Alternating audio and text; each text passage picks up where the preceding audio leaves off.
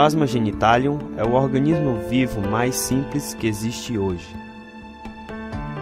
Apesar de ser a célula mais simples que existe, capaz de se reproduzir, tem 482 genes com 500 mil de letras de informação. Se fôssemos escrever a informação contida nos genes de um micoplasma, seria necessário um grande livro para registrá-la. Ok, esta é a vida mais simples que existe e supostamente surgiu através da passagem de tempo por um acaso, numa sopa primordial. É semelhante a alguém dizer que uma explosão numa gráfica poderia produzir uma enciclopédia com toda a sua informação.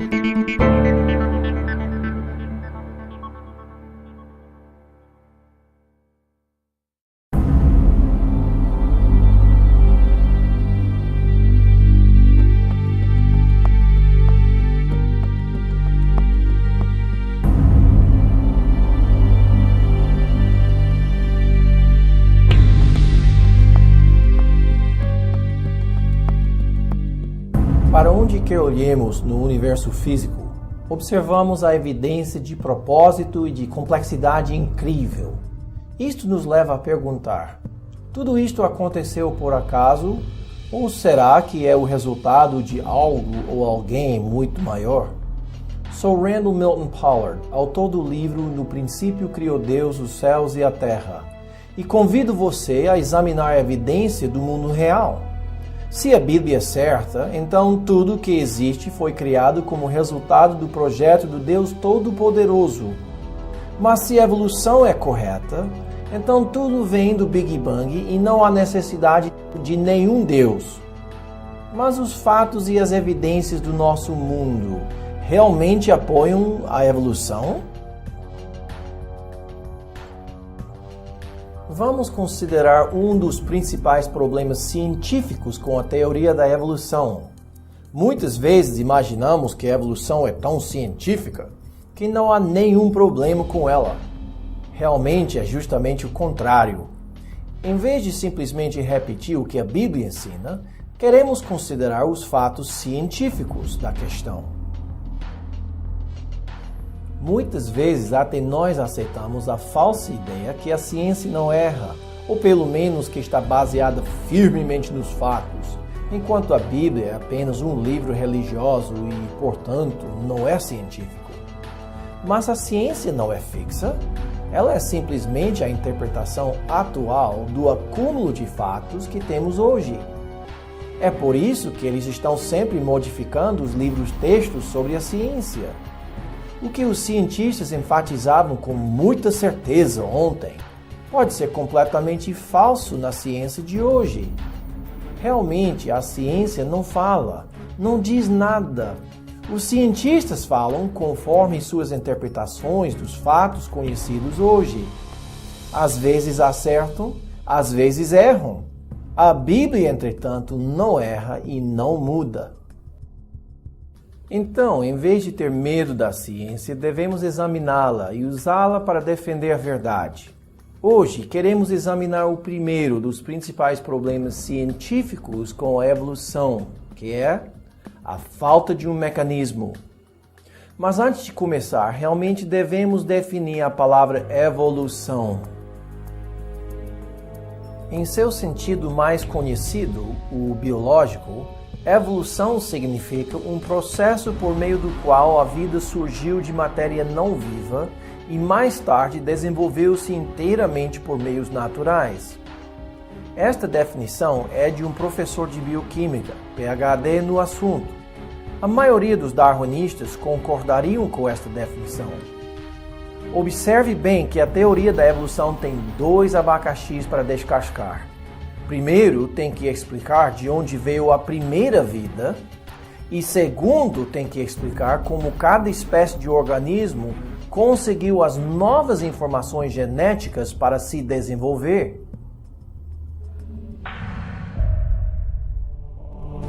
Então, o primeiro dos principais problemas científicos com a evolução é a falta de um mecanismo. O que significa isto? Se não podemos observar a evolução acontecendo hoje, então o que nos convence que aconteceu no passado? E se aconteceu no passado, qual foi o mecanismo que fez a evolução acontecer?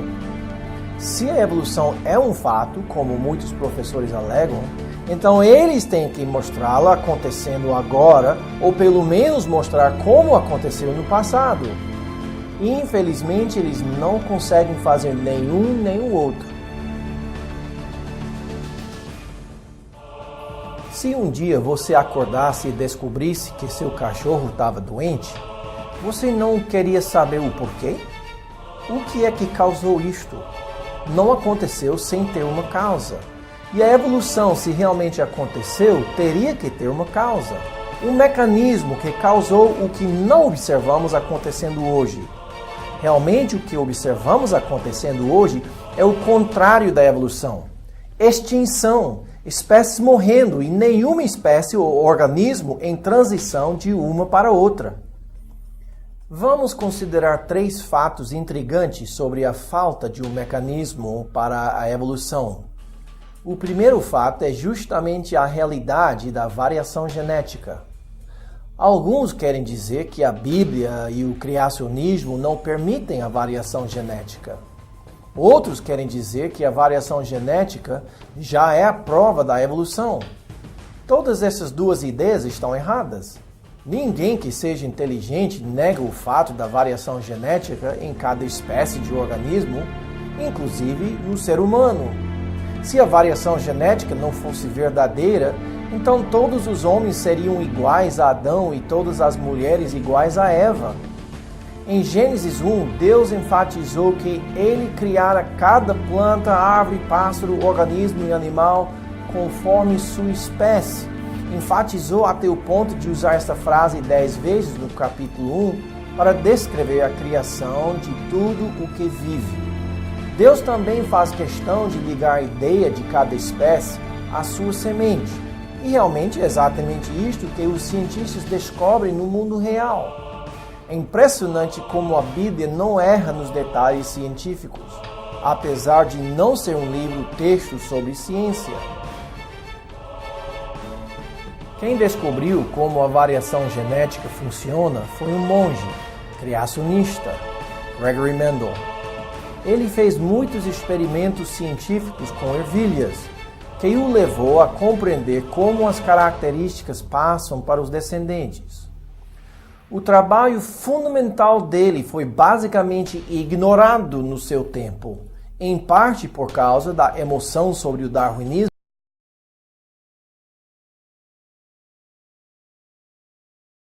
Foi verdadeiramente científico, ao passo que Darwin só propôs teorias e ideias.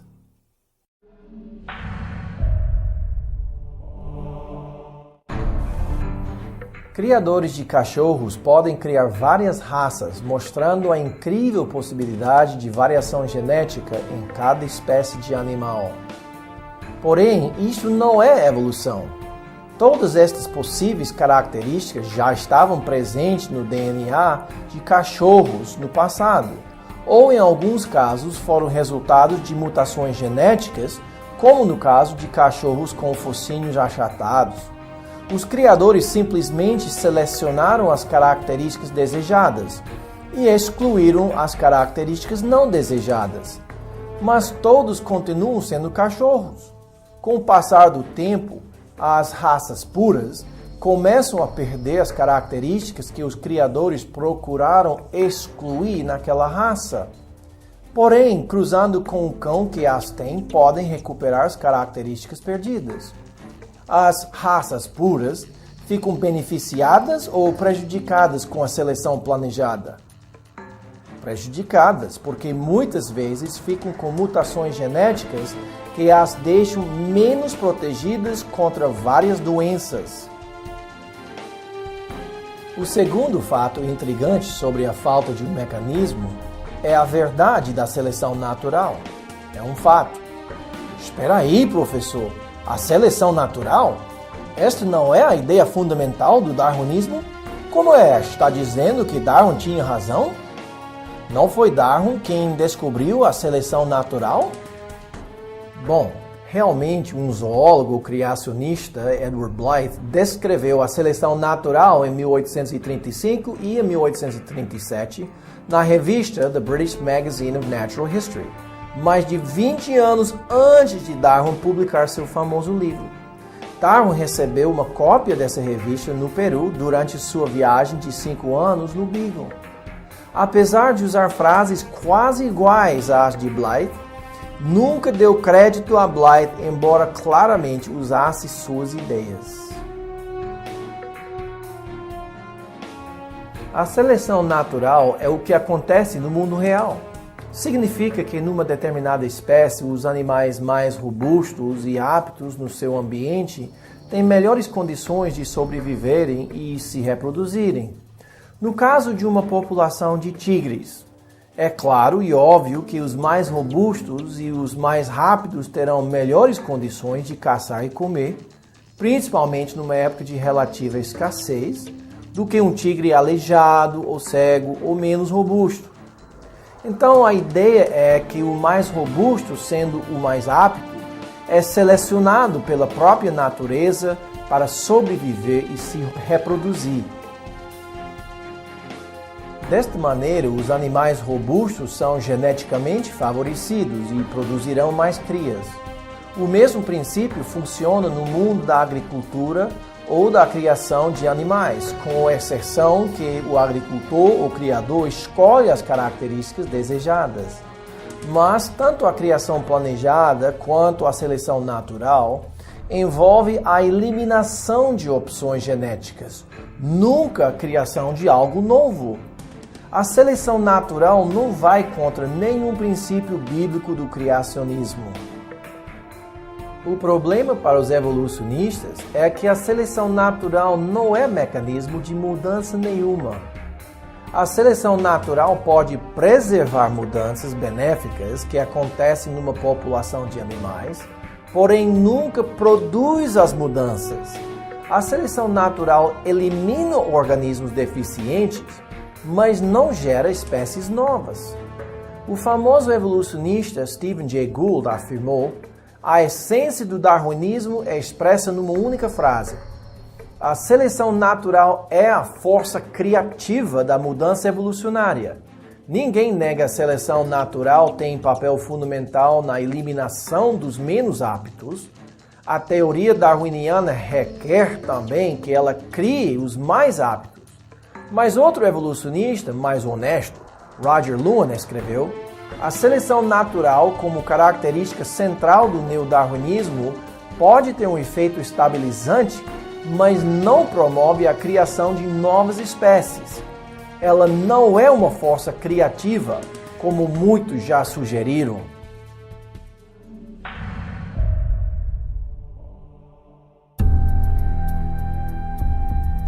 O primeiro problema científico com a evolução é a falta de um mecanismo. Considerando, primeiro, a realidade da variação genética, segundo, a verdade da seleção natural e, então, o dilema da evolução genética. Se a variação genética existe, e realmente existe, e se a seleção natural não é a causa da evolução de uma espécie para outra, o que de fato não é, qual realmente é a causa, o mecanismo que faz a evolução acontecer? Bem, os evolucionistas, através dos últimos 200 anos, lançaram várias teorias. A primeira é a ideia do naturalista Jean-Baptiste Lamarck, que Darwin aceitou. A ideia das características adquiridas. Lamarck acreditava que características novas adquiridas pelo esforço do organismo seriam herdadas pelos descendentes. O exemplo clássico que Lamarck citou é o da girafa. Lamarck teorizou que a girafa evoluiu o pescoço longo através de uma série de gerações. Ele imaginava que numa época de seca, as folhas mais baixas seriam todas devoradas e somente ao esticar o pescoço, o animal podia se alimentar. Ele ensinou que através do esforço, o animal ficaria com o pescoço um pouco mais comprido e que ele passaria essa característica para os seus descendentes. que por sua vez nasceriam com o pescoço um pouco mais longo. Infelizmente para Lamarck e Darwin, não funciona assim não. Imagine por um instante um casal que adora fazer musculação. Seu primeiro filho nasce e... uau! A realidade é que mudanças adquiridas através do esforço físico ou mental não são herdadas pelos descendentes. Os cientistas de hoje rejeitam a ideia de Lamarck como mais um exemplo da ciência errada. Mas era exatamente nesta ideia que Darwin acreditava quando ele escreveu seu famoso livro. É fascinante ver quantas vezes a evolução é baseada neste tipo de ciência. Então, notamos que a ideia de Lamarck, as características adquiridas, não é mais considerada como um mecanismo para a evolução, porque características físicas adquiridas pelo esforço simplesmente não são repassadas para os descendentes.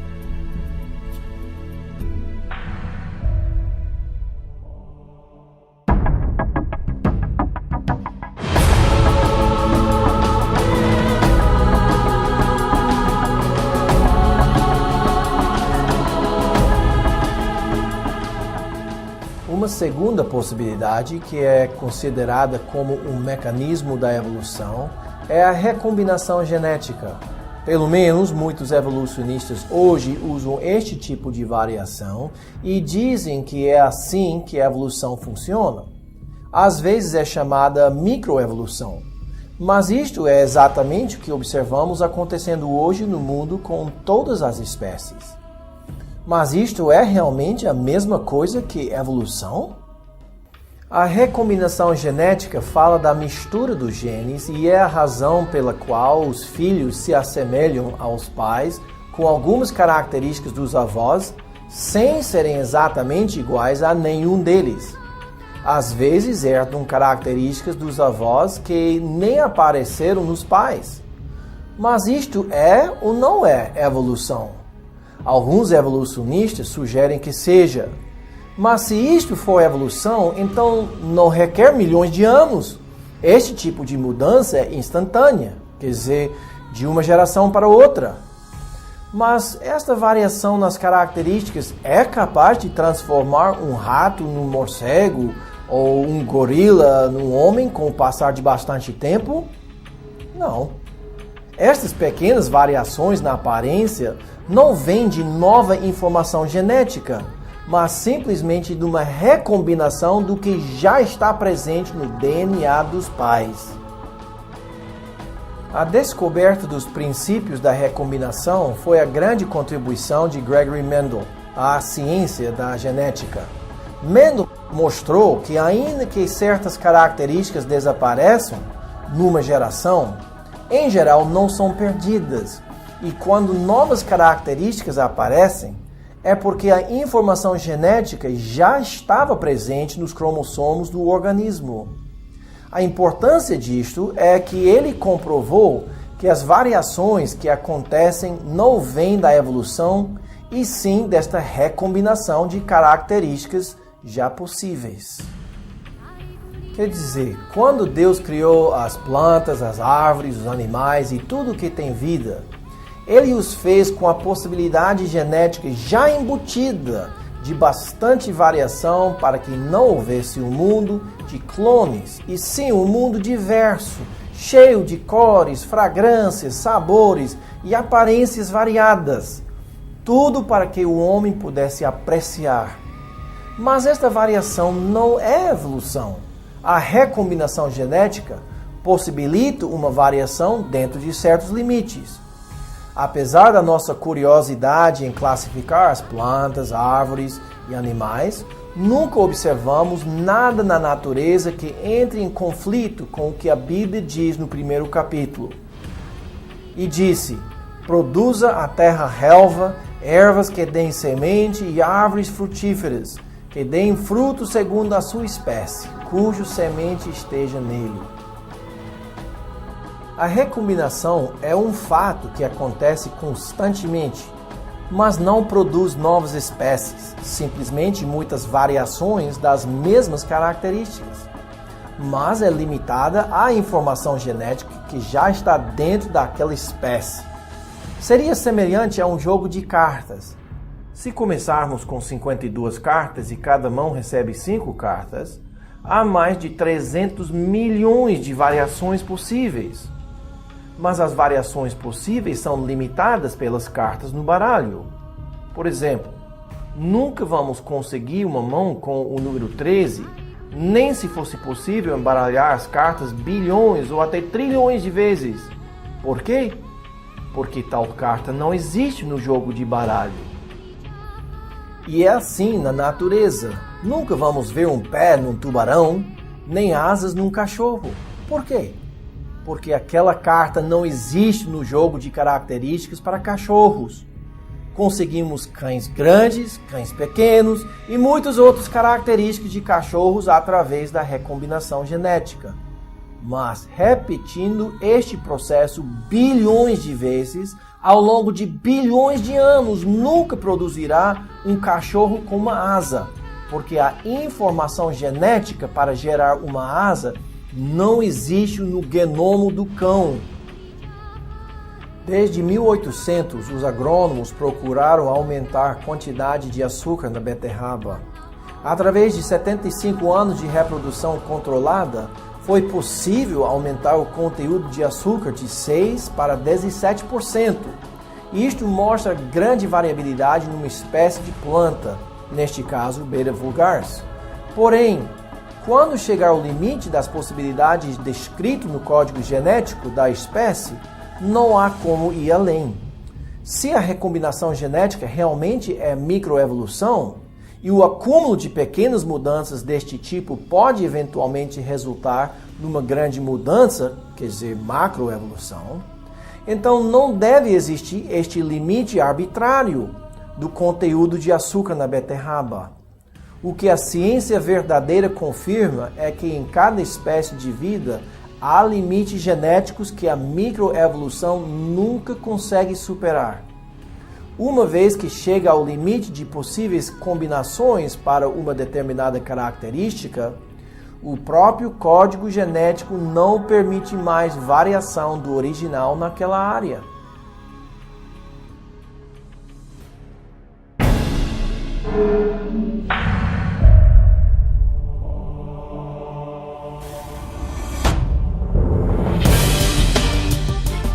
Então, quais são os possíveis mecanismos da evolução?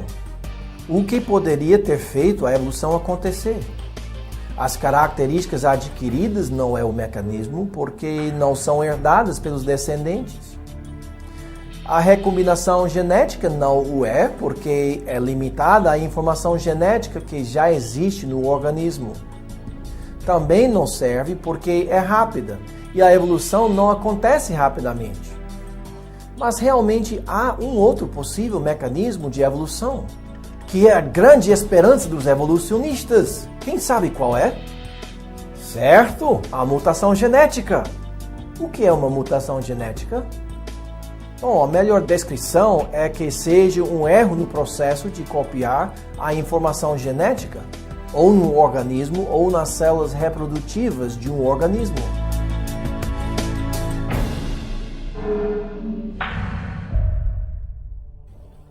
Toda planta e organismo vivo é composto de pelo menos uma célula.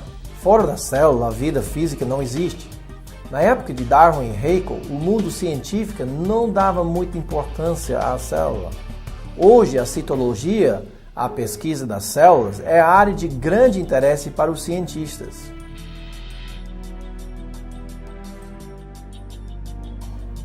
O homem adulto tem em média uns 75 trilhões de células dos mais diversos tipos, cada uma com sua própria função. Aqui vemos o tamanho relativo de vários tipos de células, inclusive de um paramécio, uma ameba, célula de planta, bactéria, sangue e célula de nervos do ser humano. Mas o que é realmente fascinante é que em cada célula que existe, a informação genética para aquele organismo está escrita em forma de código. Esta informação não somente define o tipo de organismo, mas também as suas características específicas.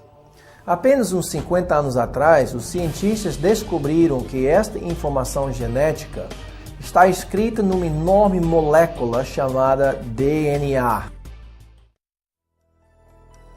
No DNA, Kenyon encontrou uma molécula com uma propriedade que ele não podia explicar através dos processos naturais, porque, guardada na sua estrutura em dupla hélice, há uma abundância de informações na forma de substâncias químicas precisamente sequenciadas, que os cientistas representam com as letras A, C, T e G. Numa linguagem escrita, a informação é comunicada pela organização das letras. Do mesmo modo, as instruções necessárias para montar aminoácidos em proteínas são enviadas pelas sequências de substâncias químicas organizadas ao longo da escada do DNA. Este código químico tem sido chamado a linguagem da vida. Ele é o mais compacto e elaboradamente detalhado conjunto de informações que se conhece no universo.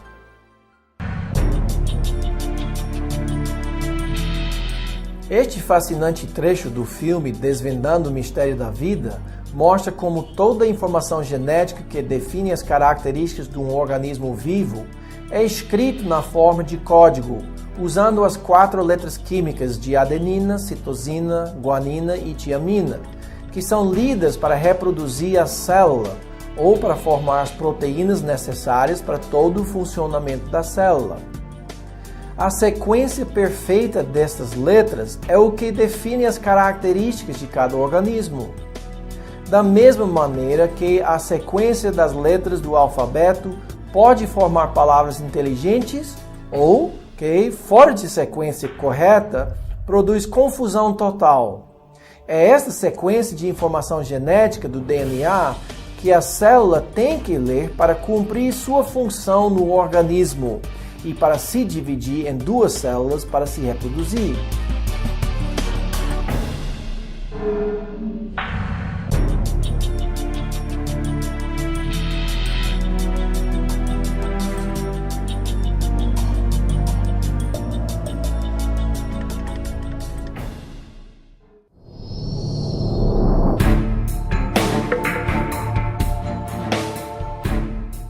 Imagine por um momento uma descrição dos passos básicos necessários para se construir uma casa.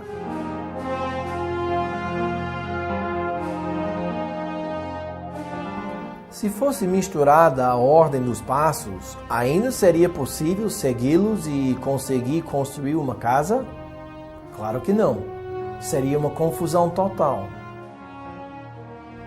Ou, se fosse misturada a ordem das letras em cada instrução, traria progresso para o projeto ou cada vez mais confusão?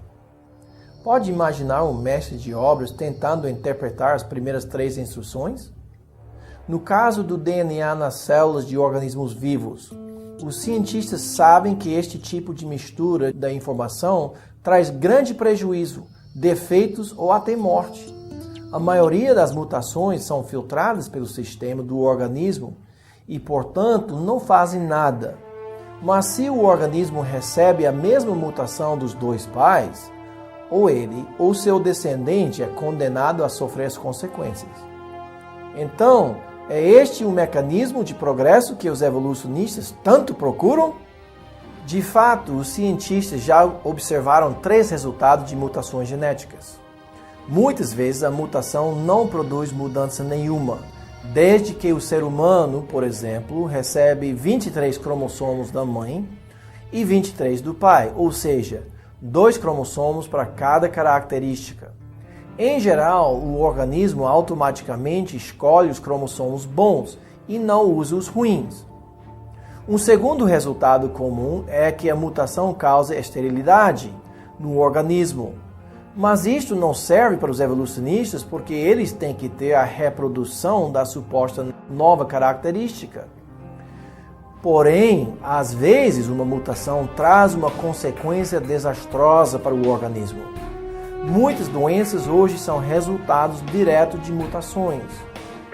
Misteriosamente, apesar dos experimentos constantes de evolucionistas procurando uma evolução através de mutações, eles não conseguem nenhum progresso na informação genética desta prática, nem com toda sua diligência e inteligência. Se eles não conseguem fazer sequer um aumento na informação do código genético com seus grandes laboratórios, como foi possível isto acontecer por acaso no hostil mundo selvático, bilhões de vezes para produzir todas as espécies que temos hoje? Há dois tipos de mutações que acontecem, a mutação somática e a germinal. A mutação somática é a que afeta seu hospedeiro sem ser transmitido para seus descendentes. O câncer da pele ou cânceres causados por radiação em geral são deste tipo de mutação. Outros exemplos seriam filhos que nascem com uma deficiência ou anormalidade causada pela mãe ao usar um remédio durante a gestação. Este tipo de mutação não é repassada para os descendentes e, portanto, não serve para a evolução, ainda que traga prejuízo para seu hospedeiro. Agora, o segundo tipo de mutação é passado para os descendentes e, portanto, poderia ser útil para a evolução. A mutação germinal é assim chamada porque o erro acontece nos gametas, ou seja, nas células de reprodução do organismo. No ser humano, seria a corrupção do DNA do óvulo ou do espermatozoide, ou de todos os dois. Neste caso, o novo organismo concebido desta união recebe DNA alterado da própria concepção, quer dizer, no zigoto, a primeira célula. Daí a célula vai se dividindo e toda célula daquele organismo contém uma cópia do mesmo DNA danificado. Todas as doenças hereditárias são resultados de mutações. Conhecemos o caso em Belém de uma enfermeira cujos avós eram irmão e irmã. Quando os filhos nasceram, não apareceu nenhum defeito óbvio. Mas quando os netos nasceram, todos pegaram uma doença hereditária que os matava entre 20 e 30 anos de idade, com uma deteriorização lenta de todos os músculos, até que o próprio coração parava de bater. Os médicos conhecem cerca de 4.500 doenças genéticas no homem, que são consequência de mutações genéticas. Porém, não conhecem nenhum exemplo de um aumento na informação genética por causa de uma mutação genética.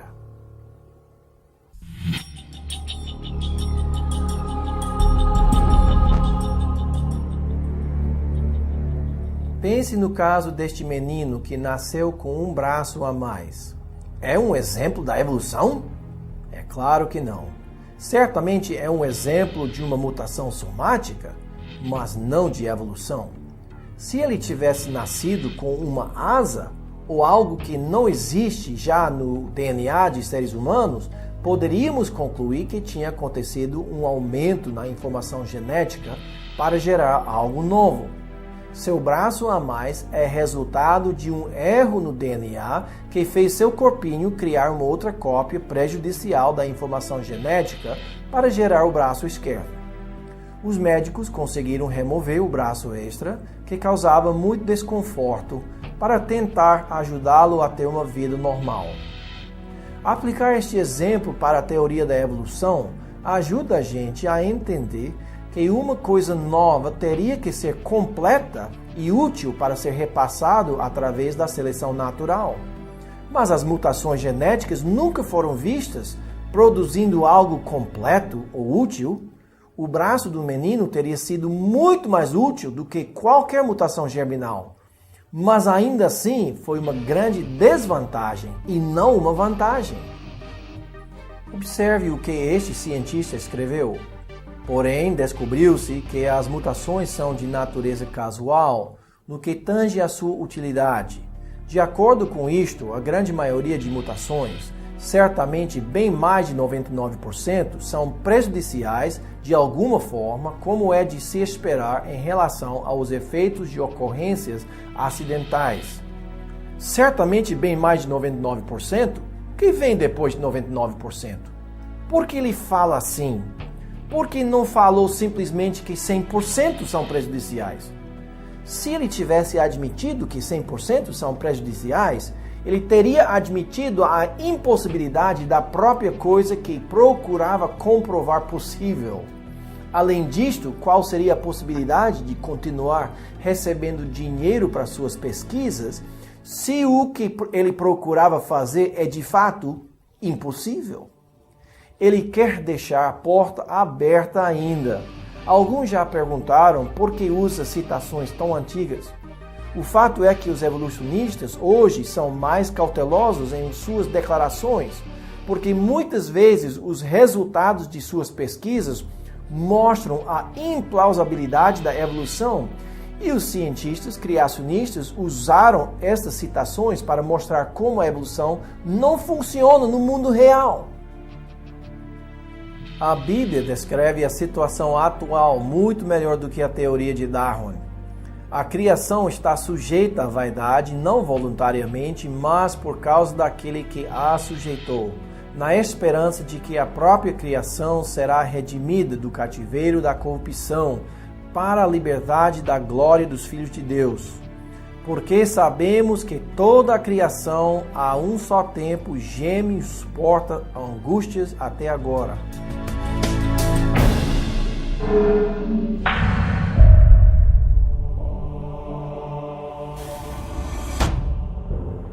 Então, a última grande esperança dos evolucionistas referente a um mecanismo para a evolução, a mutação genética, é amigo da onça. Não traz nada de bom. O fato é que não existe nenhum mecanismo que possa ter feito a evolução acontecer, nem hoje, nem no passado. A mutação genética, última esperança dos evolucionistas, seria semelhante a um trem andando em seus trilhos. Só que, em vez de aproximar-se do seu destino desejado, o progresso evolucionário, está caminhando em sentido contrário, se afastando cada vez mais do seu objetivo. Só com isto a evolução já era.